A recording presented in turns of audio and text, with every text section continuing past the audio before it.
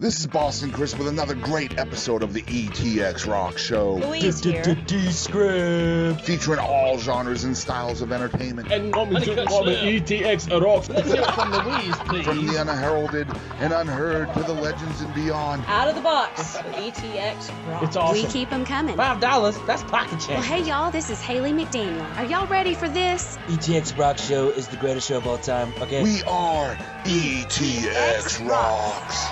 The ETX ROCKS Show is the best show of all time, say? The other shows, you're good, you're real good. As long as we're around, you'll be second best, say? Cut. Hey guys, this is Rich O'Toole, and thank you for tuning in to the ETX ROCKS Show.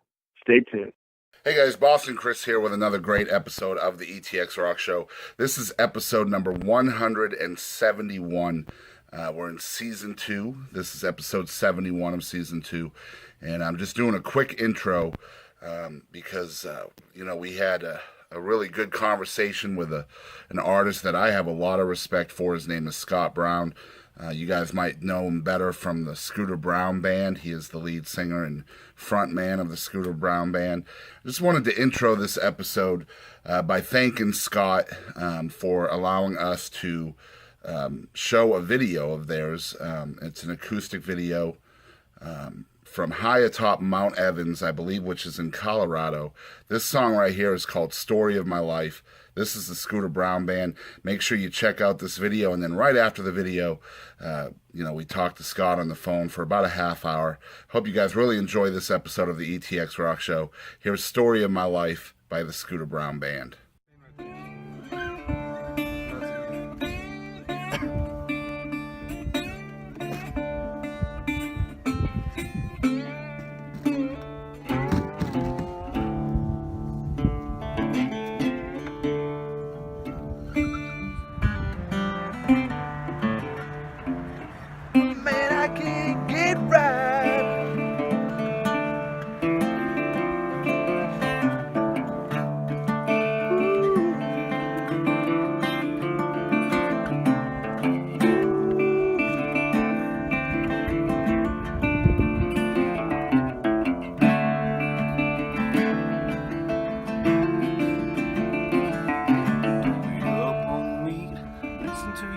Take care of your brother and the little ones too. Daddy gone for the night. Maybe just a couple. Was that last week or was it this one too? Man, it's getting hard trying to keep my act together like I'm supposed to.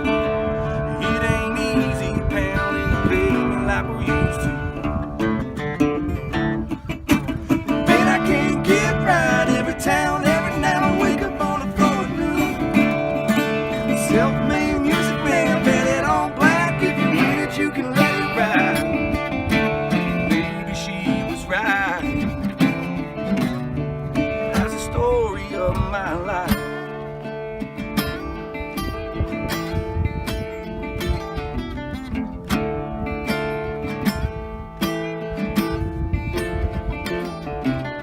Though I hadn't called, though it's been a while, I swear I'll make it up to you when I get through. Don't remember where I've been, don't know where I'm going, but babe, I gotta go, I got a show to do. Man, it's getting hard trying to keep my act together like I'm supposed to. It ain't easy pounding the pavement like we used to. Man, I can't get right every town, every night I wake up on the floor at noon. A self-made music man, bet it on black. If you win it, you can let it ride. Baby, she was right. That's the story of my life.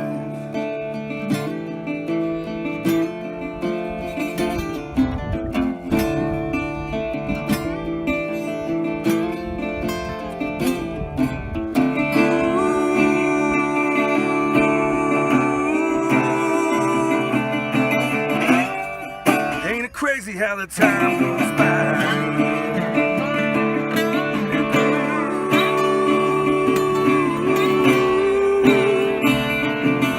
You can't fetch the water when the wells run dry. And I can't get right every town, every night I wake up on the floor at noon. Self-made music man, bet it on black. If you win it, you can let it ride.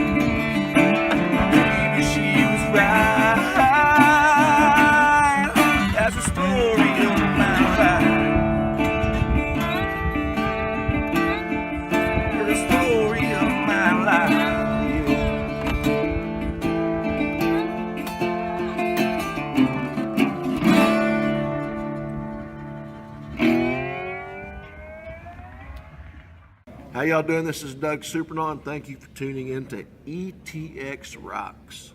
Hey guys, welcome to another great episode of the ETX ROCKS Show. I'm your host, Boston Chris, and guys, we have a treat for you guys this week.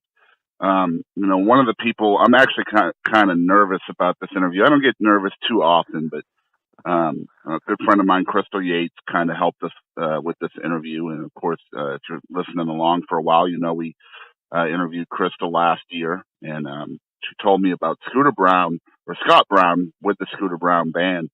And I've known who Scott is for a while. I've been following him for a couple of years anyway. And as you guys know out there, I'm a veteran of the U.S. Navy. My dad did 20 years in the Army. So anything veteran related or military related, I'm very, very passionate about. So I'm really excited to have Scott Brown from the Scooter Brown Band on the ETX ROCKS Show this week. How you doing, Scott? Man, I'm doing great. I appreciate you having me on here. No problem, man. And like I said, I don't get nervous too often, but it's a real treat to be talking to you today. And before we get started, I want to thank you for your service. Yeah, hey, likewise, brother. I appreciate that. No problem. And I guess my first question for you would be, it was Marines for you, right? Yeah, I was with the Marine Corps. I was a scout with First Flight Armored Reconnaissance Battalion. And as part of that, you did 2 tours overseas, including one in Iraq. Yeah, I did a Westpac in 2001, and then I was in the invasion of Iraq in 2003. Wow. So you've got to be probably in your 30s by now? Yeah, I'm 36. Okay, so you kind of moved from the military over to, I guess, your website says you put down your gun and you picked up your guitar. Yeah. So, what kind of motivated that I decision? Well, I don't know that I ever necessarily really ever put down my guns. Right, but, right. It sounded good for the website. Man, I had every intention on being a lifer Marine, man. I went into the Marine Corps thinking I was going to do 20 plus years and either retire or get buried a Marine. And I loved my job. I had a reenlistment package. I was going to go be a mountain survival instructor in Bridgeport, California. And I literally had the contract sitting in front of me, and I learned how to play a guitar in the Marine Corps. I've always loved music. It's always been a part of my life. As a child growing up, music always hit me, but I never had a way for it to be an outlet for myself until joining the Marine Corps. One of my best friends in the Marine Corps, Brandon Robilia, had a guitar, and he knew a few chords. I thought it was the coolest thing in the world. And so he taught me the few chords that he knew, and I became obsessed with it. And by the time I was done with 4 years, I really thought, like, hey, maybe this is something I can do. And it was a very last minute decision to get out. And so I moved to Texas. I wasn't really originally from Texas. I grew up in Colorado. We lived in Texas for a small period of time when I was a kid. But I moved to Texas with a bunch of Marine Corps buddies and just kind of started working at it. And anybody who hasn't been in the military wouldn't know, but when you are enlisted, especially as an enlisted man, there's a lot of downtime. So, it doesn't surprise me when I hear stories about folks learning how to play the guitar and, things like that. Because, you're sitting around and you're hanging out and doing, a lot of nothing a lot of the time. So, it's pretty cool that you found an outlet for that boredom.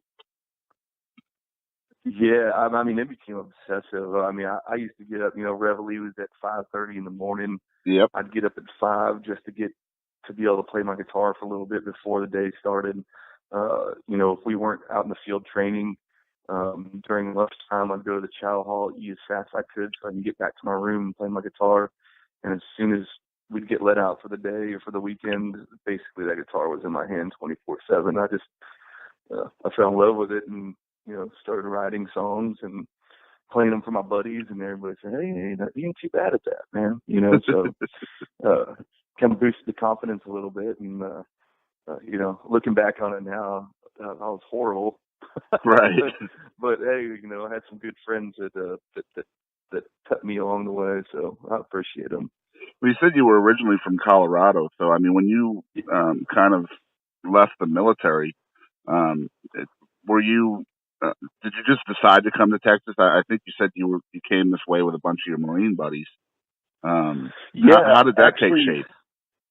So in 2001, when we were on deployment, a buddy of mine, Justin Miller, had received a care package from his mom on ship, and it had 3 CDs in it, and it had the Pat Green and Corey Morrow songs we wish you'd written. Oof. It had Jason Boland Pearl Snap shirts, and it had the Pat Green's Carry On record.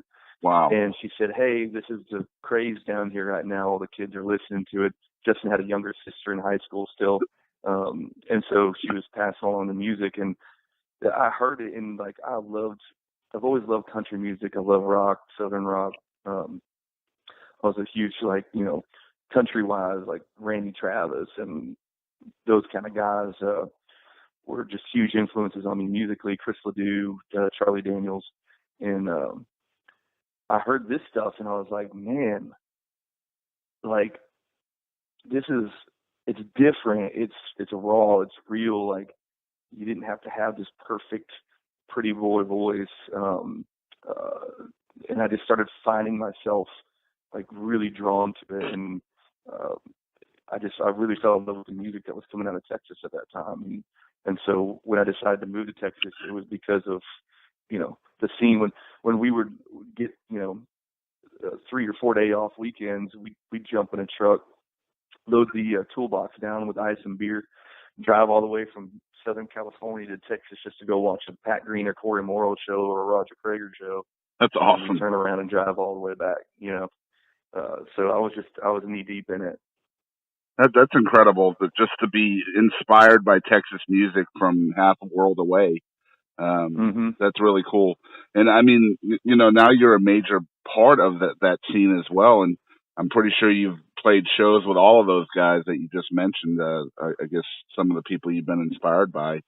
Yeah, it's pretty cool. It was pretty cool, especially when I was really coming up, playing with some of those guys for the first time. I'd tell them that story. Hey man, even when I was in Iraq, I had a Discman that that I trade Copenhagen cans for batteries to keep it going.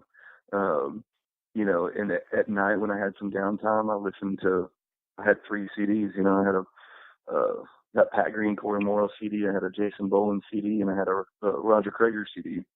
Yeah. And that's what I listened to during my downtime over in Iraq whenever I got the opportunity to.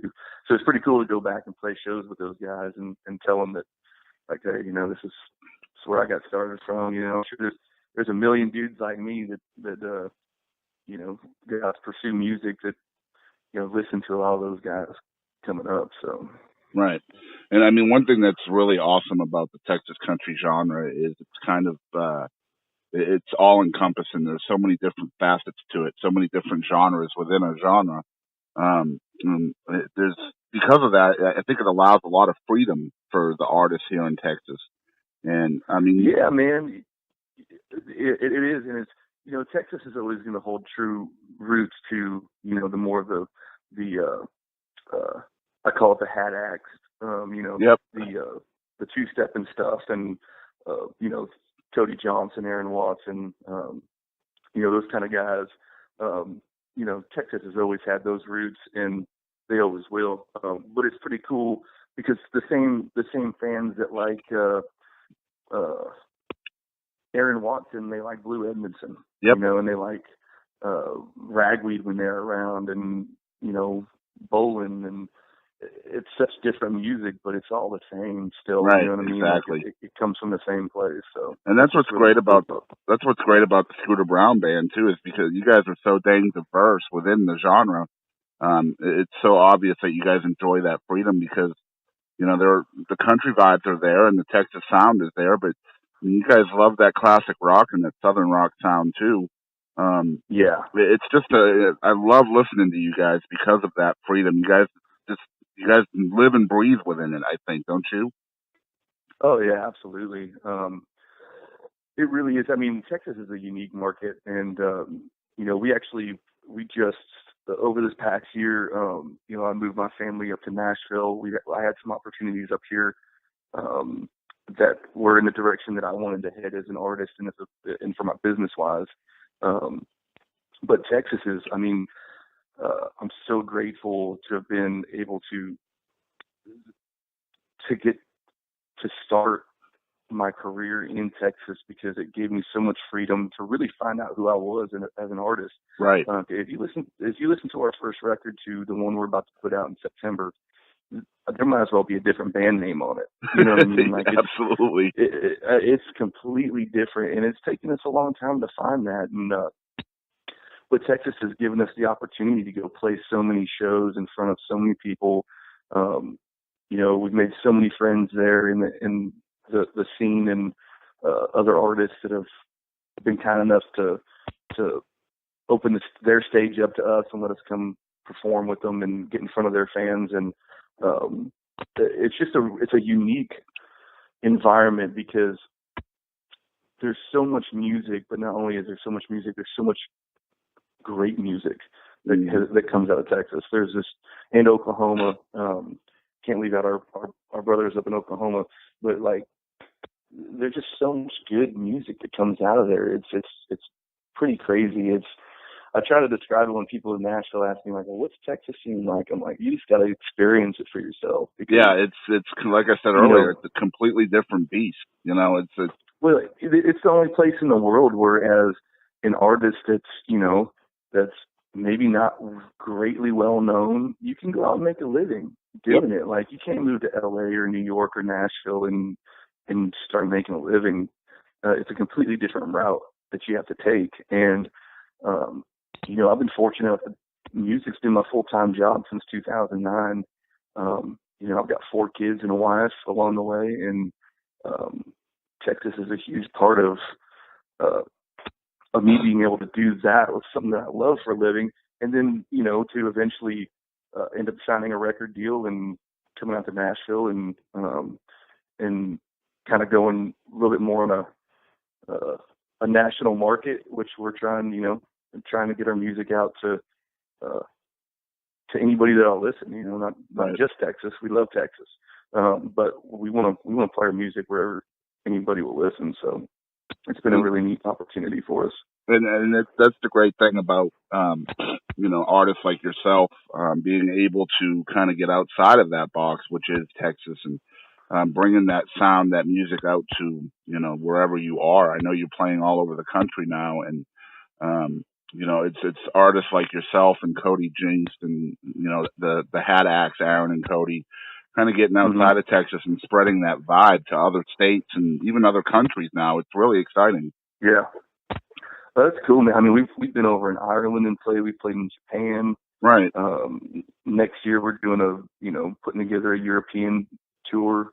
I mean, it's pretty crazy. I mean, you gotta think. I mean, Texas is a big place, and there's a lot of people that are from Texas that don't live there anymore, and they love their music. And when you go out to another state, they bring a bunch of their friends and say, "Hey, this is what I've been telling you guys about all along. Like, you got to come check out these bands."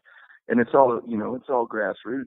But, about 4 or 5 years ago, I had decided that with the band that we were going to start, getting outside of Texas a lot more. One, because, you can only play the same bar circuits every 3 months or so. Yeah. You're just going to wear people down. We made the mistake in Houston when we first started out, and we really started getting some traction underneath us.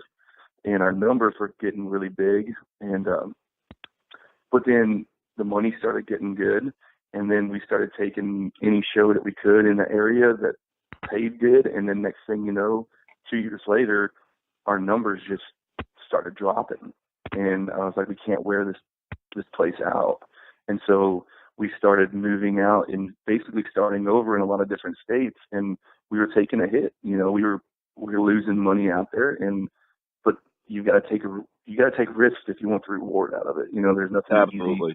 easy. Anything that's worth anything, it doesn't come easy. And so we operate as a band. We win together and we lose together. And we said, let's go out there and start working these markets. And fortunately for us, took a couple years to get there, but we were able to go outside and start making money outside of Texas too. So, and did that decision kind of make it, what's the word? Did it kind of change the feeling in Texas as well? Because usually it does. You mean as far as the fan wise, or? Yeah, just kind of that rotational rut that you guys were in and had to get out. And once you guys got out, that those numbers kind of come back within Texas. Yeah, I will say, man, there's since the time that we did that, there's been such a large amount of bands start and come out now. Right. And I'm not saying this in a bad way whatsoever, because, you know, I tell anybody, man, freaking, if that's what you want to do for a living, go out there and make it happen. Right. You know, like, it doesn't matter to me if there's 100 people out there trying to do it or 10,000. I'm still going to work my butt off no matter what. So, right. But with that being said, there's a lot more to choose from now, and there's a lot of good stuff, and you can make a record for really cheap nowadays. A decent sounding record, and you can get it promoted on the radio, and so there's a lot of new stuff coming out, and I think that's affected a lot of people. I mean, there's a handful of guys that obviously it hasn't, but for a lot of us, it's affected us. So getting out and coming back,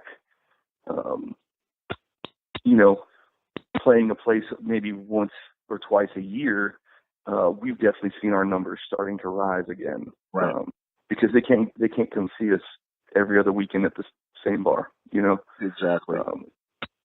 I think a lot of bands kind of get into that rut too here in Texas, because even within Texas, you know, each kind of geographic area or region of Texas has its own little kind of ecosystem too, you know, where the local bands are kind of playing this circle for every 3 months. And man, once you're in that, I think it's really hard to get outside of that.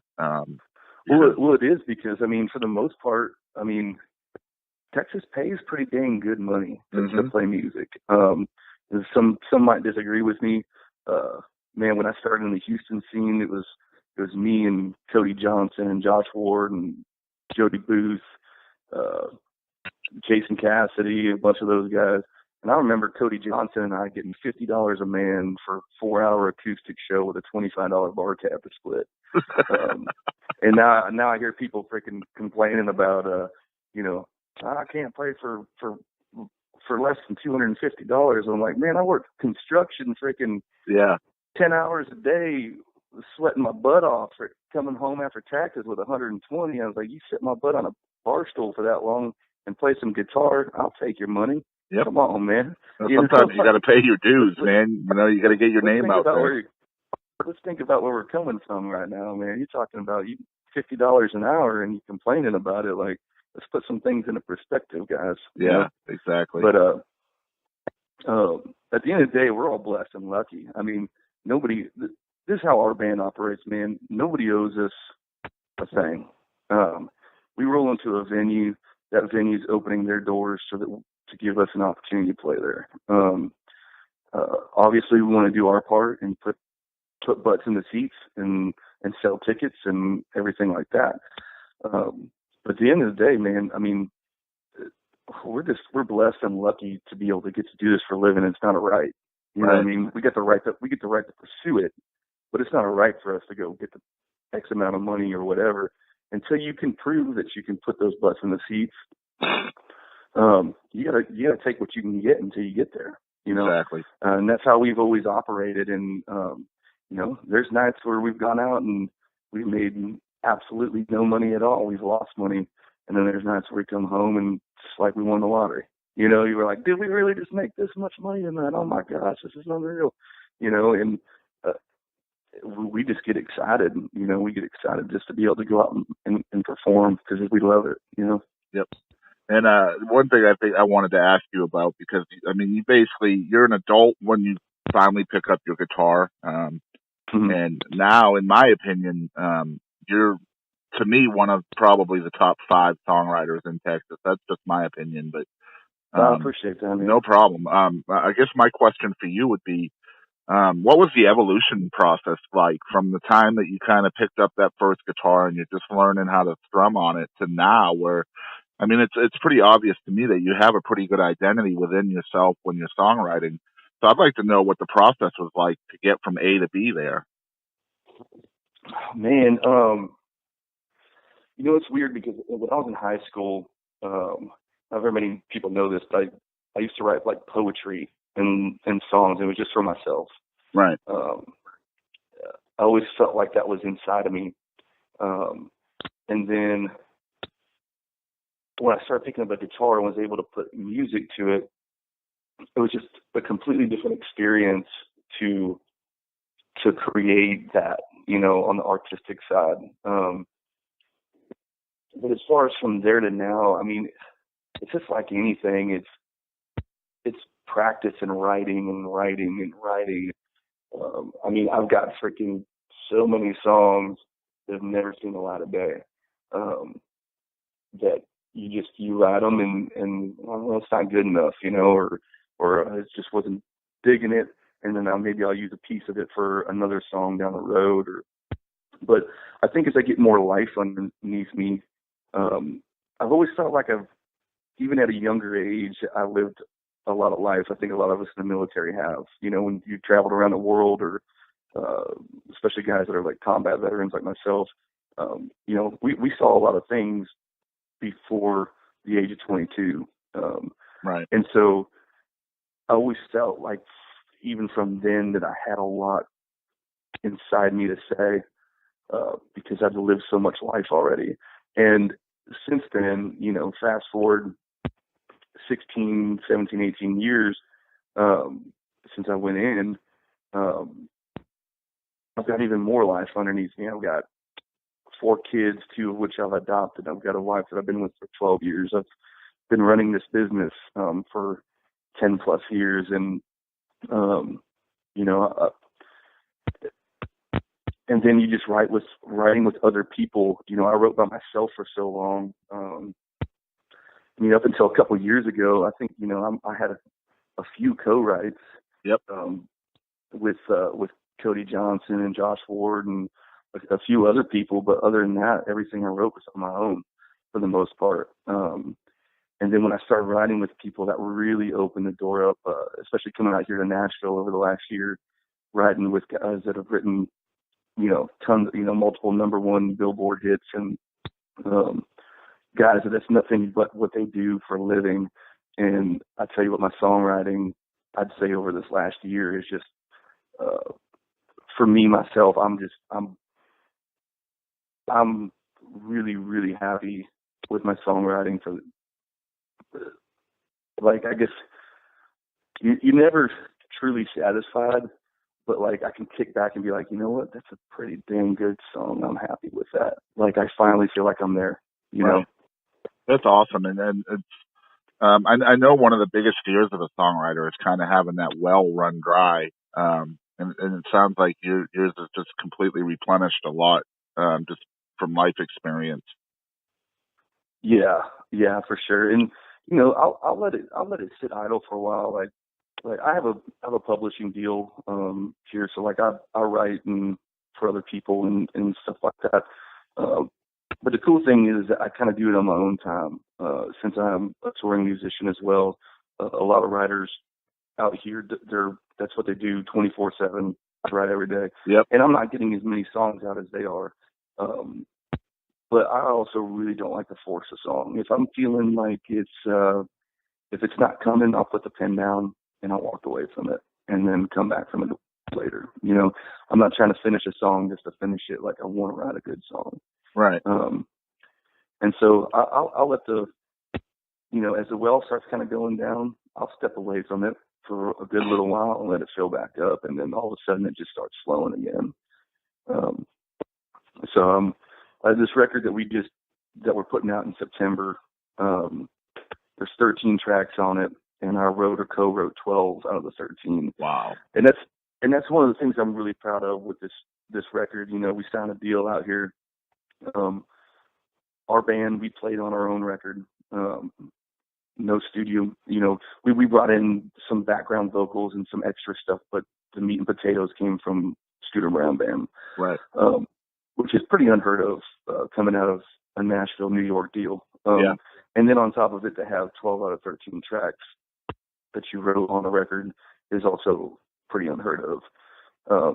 So I'm super proud that, one, we have a label that believes in what we're doing to let us take control of our own music. What label did you guys sign with?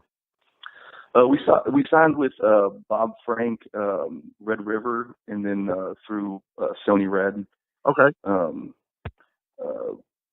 Yeah, it's been awesome. It's been an amazing experience for us. This record's the best thing that we've ever done by far. We're fixing to do a big publicity campaign on it, and a national campaign on it, and we're kind of trying to bring it's a lot more Southern rock. We went more Southern rock than our last stuff, and there's still a lot of good country on there, kind of keep it relevant in the country world. Well, if you were to compare it to like bands like Whiskey Myers or Blackberry Smoke, where they kind of keep it enough country to stay relevant in country. Right. We kind of went that route, but it's the best thing that we've ever done. And then the coolest thing about the record is Charlie Daniels actually sang on the title track. Holy cow. That's one of your heroes, right? Yeah, man. We actually are managed by David Corlew. David Corlew has been with Charlie Daniels for 42, 43 years. Wow. He's Charlie's manager. So that's how we got kind of involved with CDB. We go do a lot of tour dates with those guys, and them and Marshall Sucker Band, Travis Tritt. We got stuff with Leroy Parnell and Outlaws coming up, and but it's really kind of neat because like I said, the Texas scene was always great, but sometimes we felt like we were maybe a little bit too much on the rock side on some venues. Some places people just want to dance and they want to two-step, and I get it. That wasn't us. We're a freaking stand at the stage, drink a beer, and just watch us sling some guitars. Well, some people don't like different either, so. That's very true. But then when we started playing in the South and the East and the Northeast, and we realized, like, holy crap, this is our market. Like, this is like our response is just incredible. It's been a breath of fresh air for us as far as seeing the light again. I've got a lyric on our last record that says, you kind of always been chasing that star, but it always seems to get further away, and it's harder to see the light. And over this last year, the light has been getting a lot brighter, and that star seems a little bit closer that we've been chasing. That's awesome. It's been pretty awesome, man. I'm really loving where we're at and what we're doing right now. Well, man, I want to say congratulations, man. I know that you're a very humble guy. I have never met you in person, but, following you on social media and hearing from other people, you're one of the most humble people in the genre in Texas. And I'm just really psyched for you guys making this thing happen. Man, I appreciate it. I tell you what, man, we're still out there just digging in the trenches, just hoping to maybe not get as muddy one day, Right. Now, I guess the last thing I want to ask you, my favorite song from the Scooter Brown Band is a song called Valor, and if you guys haven't heard this out there yet, make sure you're looking that up. It's called Valor. I just would love to hear you tell the story about how this song came to be, because it's an incredible kind of ode to the military life. Yeah, man. That's a really, that song right there is probably, it's one that I always say, for me as a writer, I don't feel like it's the best song I've ever written, but it's one of the most real and most personal songs, mainly because the guy that wrote it with me was Chris Kyle, American Sniper. Chris and I had become friends, and I'll make a long story short, we were up in Colorado at a bar, and the bar owner actually was trying to sell the bar to Chris and I. He thought that we were a couple big shots, and really, he didn't realize we're just trying to pay our bills every month like everybody else in the world, And so he's like, trying to sell us his bar for like $1 million. And Chris and I we're messing with him. We're like, oh, that's it, $1 million? I'll tell you what, we'll have our people call you on Monday, man. We'll make this happen. And, you know, of course, we're sitting there looking at each other like, yeah, all right, whatever.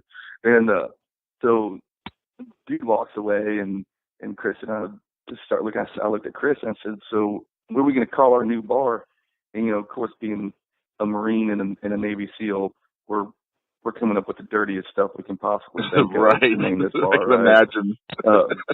And we're having a good laugh out of it. And then all of a sudden, Chris kind of got quiet, and then he looked at me and he said, man, I'd call it Valor, to pay homage to everybody that's ever served our country in combat.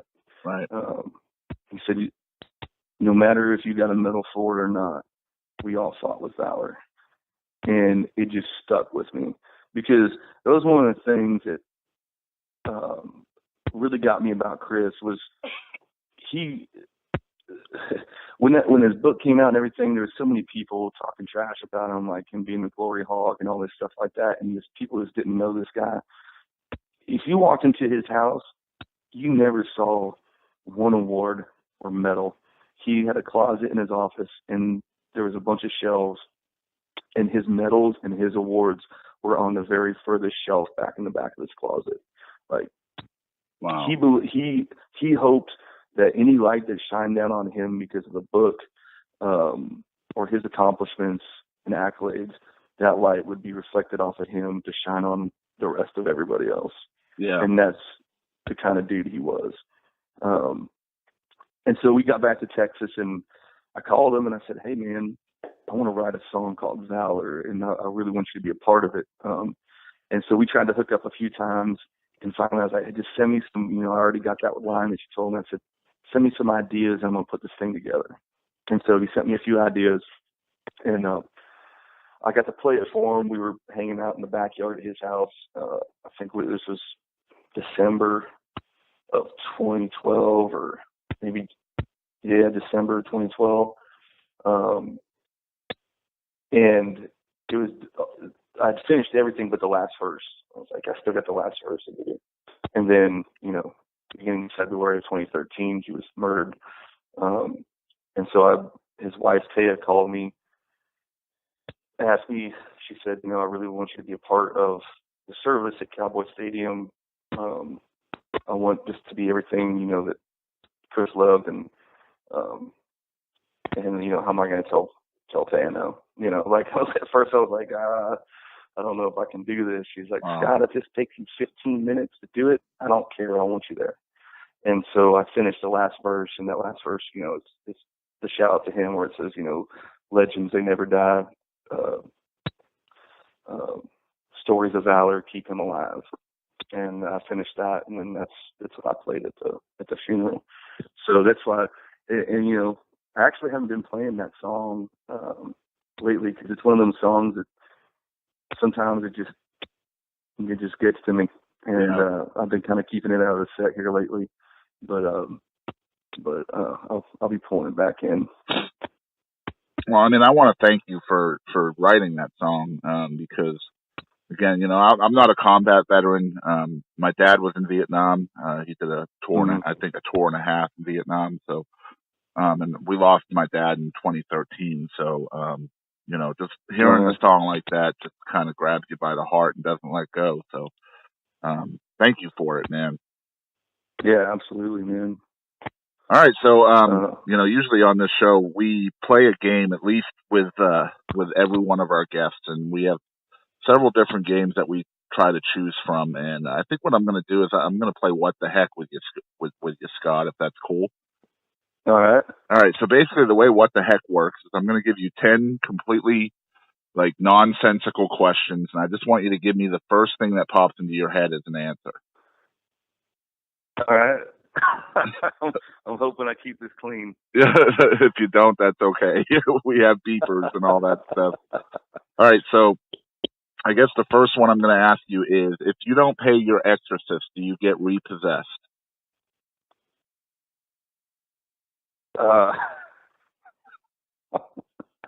If you don't pay your exorcist, Will you get repossessed? I mean, is this a yes or no question, or like? Well, it's whatever you want to answer it. Absolutely. you gotta pay, or you're done. Yeah. I think it would be a bad idea not to pay. Yeah, I'm definitely gonna pay. Okay, number 2. Where do you think squirrels go during hurricanes?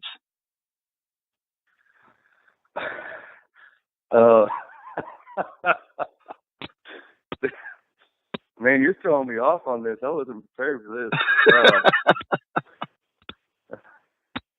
Their mom's house. Their mom's house. That's a good answer. Good answer. All right. Yeah. If someone gave you an elephant and you're not allowed to sell it or give it away, what would you do with it? Ride it. Ride it just around your backyard or something? Yeah, for sure. I'd totally ride that elephant. All right.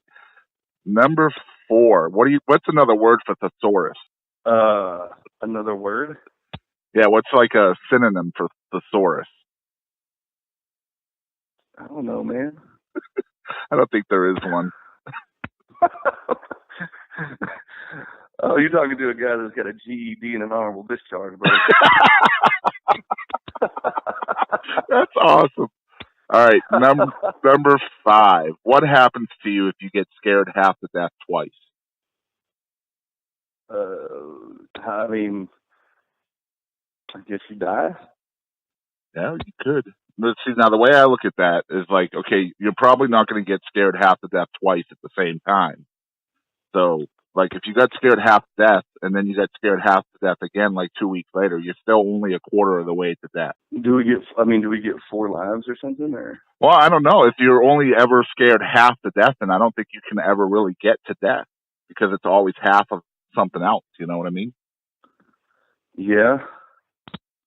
Unless it happens twice within, 30 seconds or something like that, then you might be in trouble. Yeah, I mean, if that happens, just go ahead and take me out. Okay, all right. All right, number 6. If Donald Duck never wears pants, then why does he wrap himself in a towel after taking a shower? Because he likes the way the cotton feels on his feathers. You were trying so hard to be PG, weren't you? Yeah. All right. I think we're on number 6. What do you think cats dream about? Oh, man, dude, I totally almost said something inappropriate. The same thing I dream about. Yeah. Oh, man. You don't even have to say it now. I think we all dream about that. Yeah, I think we'll just go to the next one. I think anybody out there will know what we're talking about. All right, number 7. Isn't hitting the snooze button just reliving the worst part of your day over and over again? Yeah. Well, no. Yes. So why do we do that? I don't. It's a great question. I usually don't. I'm a get up guy. Okay. I'm a get up. I just want to get up and get it over with. It depends on me. It's like, it depends on what time I went to bed the night before. Yeah, see, it doesn't matter what time I go to bed. I get no more than 6 hours of sleep a day. Wow. Okay. So if I go to bed at midnight, I'm up at 6. If I go to bed at 10, I'm most likely up at 4. Sometimes I might squeeze 5 in. But right. It's 6 hours on the dot. Okay. All right. Number 9. Let me think about. All right. Number 9. If a penguin walked through your front door right now wearing a sombrero, what does he say to you and why is he there? I don't know, but I'm probably going to punch him right in his face. Just for trespassing? Yeah, just because there's no need for a penguin to be wearing a sombrero. Right. Yeah, that is true. Like, where did he get the dang thing, to be honest? Right. That's what I'm saying. Like, you got to wonder about a penguin wearing a sombrero walking through your front door. Can't be trusted. That is true. It'd be like, where'd you get the key to my front door? Wait, are you wearing a sombrero? That's all right. Such a penguin. I'm taking you out. All right, number 10, and I think this is the most important one. I've been saving it. All right, if 4 out of 5 people suffer from diarrhea, does that mean the 5th person enjoys it? No. They don't enjoy it? Well, if they don't suffer from it, then maybe they wouldn't actually know if they would enjoy it. Interesting answer. Okay. I never thought of it that way. Well, if they don't suffer from it, how would they know? Right. Wow. Okay. So that was What the Heck with Scott Brown, you guys. Thanks for being a good sport, man. Yeah, dude. That was actually a first for me, so I appreciate awesome. it. I'm glad. That's why we do it. You got me prepared for the next time. Yeah, for sure. And we'll just have to hit you with one of the other 3 or 4 games that we play. So yeah, you for still sure. won't be prepared. I appreciate it, though. So tell folks out there where they can follow along with you and get your music, your social media, website, and all that stuff. Yeah, everything we have, we're on iTunes, Pandora, Amazon, all the streaming sites. Website is scooterbrownband.com. Facebook, Instagram, Twitter, Scooter Brown Band. I believe Twitter and Instagram is Scooter Brown BND because it wouldn't give me enough letters to finish it off. But if you just search Scooter Brown Band under Google, you'll probably find everything you need. So awesome. So scooterbrownband.com, you guys go there. I'm sure your tour information, your music, everything is probably linked right through there too as well, right? Yeah, and you can follow us on Bands in Town. Cool outfit. If we're coming close to your area, they'll send you an email saying, hey, we're coming close. It's got our tour dates up there. Got a lot of really cool tour dates coming up this summer and into the fall. So. And can folks purchase physical CDs on your webpage? Not right now. We pulled a lot of our stuff down to prep for the new record coming out. Okay. But they will, and if it's not on the page anytime soon, it will be. They can buy the physical copies on Amazon and all that good stuff. All right, great. And I want to thank you again, man, for coming on the ETX Rock Show. First time for Scott Brown with us. Yeah, man. I appreciate you having me, man. Anytime, just give me a call. I'll be here. All right, so guys, I want to thank everybody out there for tuning in to another episode of the ETX Rock Show. It's been a real treat talking with Scott Brown, a guy that I have the utmost of respect for. He's not only an incredible artist, but an awesome songwriter. Like I said earlier in the broadcast, in my opinion, one of the top 5 in Texas. There's another word that I'm going to have to learn how to say. It used to be phenomenal, and now I can say that word. So anyway, so you guys make sure you're checking Scott out at scooterbrownband.com. Check out all of his social media, his tour dates, because he's all over the country.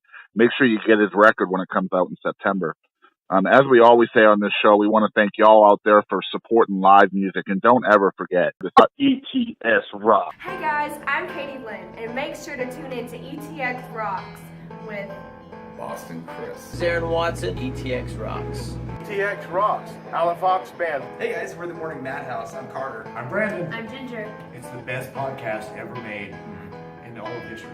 Hi, this is Paul Bebo, and ETX Rocks with Boston Chris Barnes. You're going to love it. ETX Rocks. Hey, East Texas. DP here.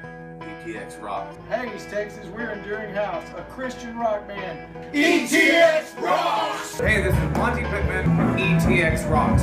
Hey, East Texas. Jaden Farnsworth. ETX Rocks. Hey, everybody. I'm David McCarty with the Gypsy Creek Band. As always, ETX Rocks.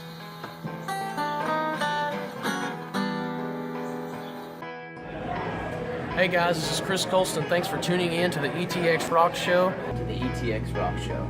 The ETX Rock Show. Ho! Hey folks, I'm WWE Hall of Famer Hacksaw Jim Duggan, and I just want to make sure you support local music.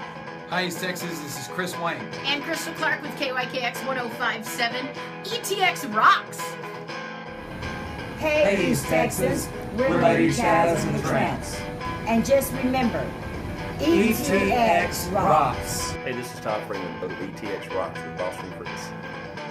Hey, East Texas, I'm Waylon Hicks. And remember, ETX Rocks. Hey, what's going on, guys? This is the one and only SP, El Mexicano con Estilo. Make sure to support your local music, and ETX Rocks. Hello. Hello. We're one way home. Hey, East Texas, this is Teaser. Please continue to support local music. And always remember, ETX Rocks! Howdy folks, this is Aaron Watson. Support local music and ETX rocks. Hey, this is Chris Colston, and make sure you support local music and ETX rocks. Hey, this is Hannah Kirby. Thanks for tuning in to the ETX ROCKS Show. Tough guy, ho! Covering music-related content of all genres. If it filters through Eastern Texas, it's fair game. Y'all bring it. From Texarkana down to the coast and Dallas down to Houston and everything in between. We are ETX ROCKS! Hit the brakes! Cut.